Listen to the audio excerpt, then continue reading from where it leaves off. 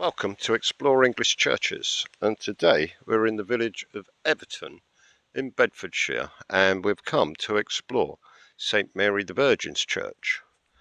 And this is a beautiful church, as most their churches are, and this one dates back to around about the 12th century.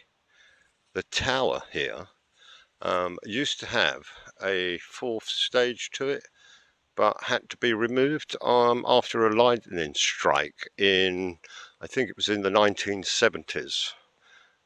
Also, one of the windows in the chancel was completely blown out by the lightning strike. But if you look at the stonework on here, the stonework is a kind of a iron golden colour, and apparently it comes from a local quarry that was called the Butts. And when you see the sun shining on it, and I'm hoping I'm going to be able to show you that because it is a lovely, beautiful sunny day here today, it's just a beautiful, beautiful colour. I hope you can see that quite well. I hope that's coming out. The porch, I believe, is about 15th century.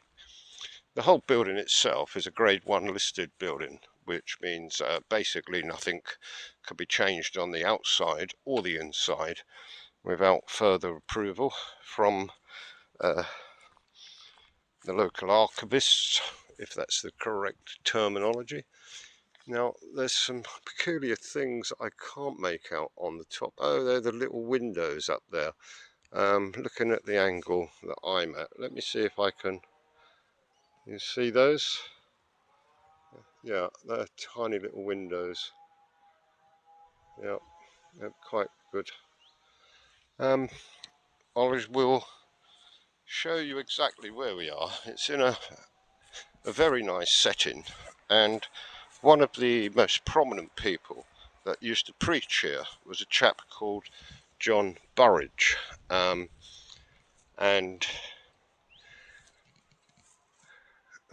he was an early Methodist preacher by all accounts, and he was also known with John Bunyan, because we have Elstow Abbey not very far away from here, where John Bunyan actually used to be a bell ringer, and all of his children, or John Bunyan's children, was in fact baptised as himself at that particular abbey, the Abbey of Elstow. There is a video on my website or on the channel of Elstow, and I want to show you round where we are. And here, I believe this is, if I can just catch it on the video, is actually the tabletop tomb.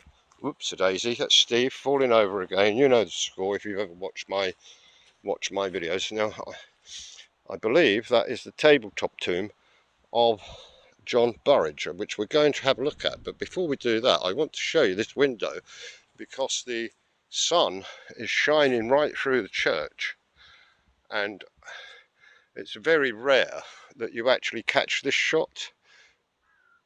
As I say, it's very rare that you actually catch a shot such as this with the sun shining right through the window, and it gives you an opportunity of seeing the true splendour of these wonderful stained glass windows. Always magnificent to see, and if I come back you will be able to now take it in its full. Can you see that okay? That looks truly, truly splendid, doesn't it? Oh, how fantastic. Yes. And yes, here, going back to the remains of John Burridge. He was the vicar of Everton, a servant of Jesus Christ who loved his master and his work, it says on here, and after running on his errands many years was called up to wait on him above. And he was born February 1716, and I believe he passed away in 1756. So there you have it, if I've read that correctly. I would like to just be able to show you a little bit of the graveyard. There are some wonderful other statues and monuments here. I don't know if you can actually see this quite well, because as we say, or as I say, we are struggling with the sun. Not that we don't like the sun, it's just that it's really in our face today. So anyway, it's a very large graveyard, very large indeed. I'll give you a quick pan round so you can see where we are. Some wonderful trees, and it is, all in all, the church itself sits in this beautiful setting. So let's take a wander through this 15th century porch. When we say 15th century, it does actually mean that the porch actually dates back to the 1400s. Don't ask me how that ever came to be worked out, but anyway, that's not for me. We do have a rather splendid door here. As you can see, it's exceptionally weathered, and oops a daisy, yep, and we will get the door open, and I will try not to fall down the steps. It is a splendid church, and I'm very pleased to find it open today. We do have various monuments in here. There's also a wasp or a bee floating around, so you may pick him up on the audio. Whoops, that's me almost walking into a door.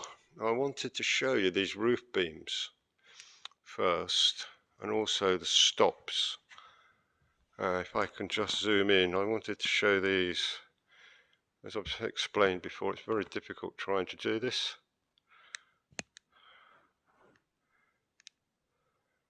Oops.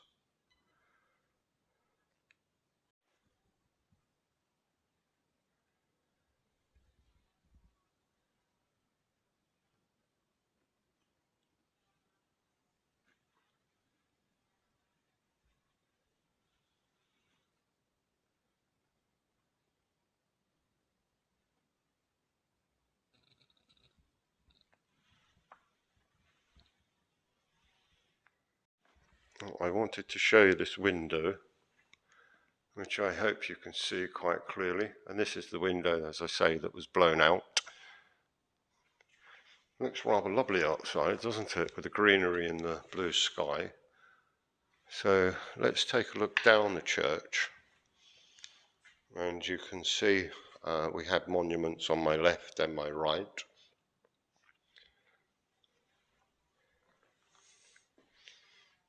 There is some panelling in here, which is obviously fairly modern. It's probably, I don't know, Victorian, I would hazard a guess. I've just spotted this window over here. Now, I don't know. To me, that looks pretty original. Yep. I don't see any name on it, any maker's name, and it's not dedicated to anybody. But let's have a look at some of these monuments. There's this Astle family, who are obviously very important here. Oh, hold on, my Steve tries to move over without falling over. Yeah, we have this one here to William Astle and his wife Jane, whose hatchments we saw underneath the tower, and John Harvey Astle, and that dates back there. He died in 1907. This Astle family, there are memorials everywhere to them. I don't know what their connection was with the church. If anybody knows, then please pop a note down below. We have, again, this is the window, I think this is the window here that I was showing you from the outside with the sun shining on it. And I think we got the best, didn't we, with the sun coming right through. And I think we got the best view of that. There's another beautiful window in here. And this is dedicated to Colonel Sir Henry Fairfax, Baronet he was. He married Sarah, eldest daughter of William Astle, and he was MP Everton MP, and he lived at Everton House. He died in 1790. A lovely window. Now we have this nasty chap up here that I want to show you. I've been told he was nasty anyway. Apparently he was a judge, and by all accounts he was quite a nasty fellow, and this dates back, or he dates back to 1606. I do love to see the flowers, and of course I've just had things set up for the Harvest Festival. Let's get a little bit closer to this guy. I'm sure many people back then in 1606 or so didn't want to get anywhere near him. But yeah, by all accounts he was quite a nasty judge, and I wonder how many people actually went to the gallows or was shipped, deported out the country because of this fella. For the most simplest things, or probably stealing a loaf of bread. Who knows? Do like to see the roses, and as I say, that is rather beautiful. Little set up there. It's very, very nice. The plaque here I find a little bit difficult to read, so I'm not going to go through that, I'm afraid. But whilst I'm up here, let me show you round. It is the church itself does have a nice warm feeling to it, and not through heat. It's just generally a nice warm church. You can feel that it's still very much loved and still very much used. I can't tell you anything about the pulpit. I would imagine that it's probably Victorian. Having said that, I've just found the date on here, and it was erected in 1885. So I wasn't far out, was I? For a change. You know, I normally get things wrong. Another strange thing I noticed is the floor, and you can see, I wanted to show you this, you can see the floor has been changed, where the old original pews probably have been taken out. Now, what's in this door here, I don't know. I don't even know if we should be opening it, but we're going to. No, it's okay. It's just a tiny store cupboard, people. So we're not going in there, my loves. But here again, we have another beautiful window. And this one dates back to, whoops-a-daisy, this one dates back to around 1864, I think. Lovely display of flowers, don't you think? They really went to town with the flowers. Absolutely super. Always nice to see the sun shining through these windows, because it does bring them to life. This one here I wanted to show you. Very, very nice indeed. I hope you get a nice clear view of that. What I also, whoops, there you go, that's me falling over, haha. Let's have a look at this one before, because there's something else I need to show you, I'd like to show you. Not necessarily need, I'd like to be able to show you. The sun is really coming through there, my little lovies. But no, what I noticed on the wall, in actual fact, is one, and you may be able to see it now, is one part, a remnant of a wall painting. So underneath this wall here, this white plaster, there's probably a magnificent wall painting. So it's well, it's a shame in many ways that we can't see it, and I dare say all of this wall here would have been painted as well in those lovely vibrant reds that they used to use. Let's take a wander. Here we have a list of the incumbents of the church, and the first one is a chappie called Nicholas, and he dates back to 1230. Then we have Geoffrey de Lincoln, Richard D. St. Neots. Well, these are all names of places in England. Obviously Lincoln, St. Neots. Then we just have another one there, 1305, and he just went under the name of Hugh. How fantastic. Yeah, always like to see these in the churches. I do think a lot of the rectors took their names after the villages, or maybe the villages that they came from, but always great to see. The pew, not the pew, apologies, the font, sorry. These pillars are rather nice. I don't know if you spotted those as we were walking round.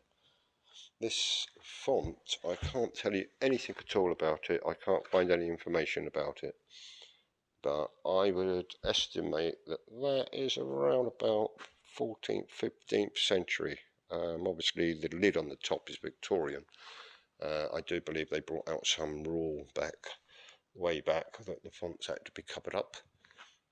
And so we have a tiny little sort of window there, recessed. So let's take another look down the church. As I say, it is a wonderful church, and I wish I could tell you a little bit more of the history of it, but unfortunately I wasn't expecting to be here today. I went to another church over in a village called Thamesford, some miles away, and the church itself was actually closed. Very disappointing, because I was really looking forward to doing that church, so maybe I can get back. I do hope you've enjoyed this video, and please like, subscribe to the channel. Also, if you go to my website, thechurchexplorer.com, I'm now selling on the site. You can actually purchase greetings cards, you can purchase mugs and various things with some of the churches on, and the stained glass windows that of churches that I visited. All the photographs were taken by myself, and they all link up to the videos that I've actually made. So if you can be good enough, have a look. You may find something on the site there that you really would like to either purchase for yourself or as a gift for a friend. Helps me survive and keeps me out here making these videos. So as I say, thank you very much again for watching. It costs nothing to subscribe to the channel, but it does help the channel grow. So thank you very much. Take care. Have a great day. Bye.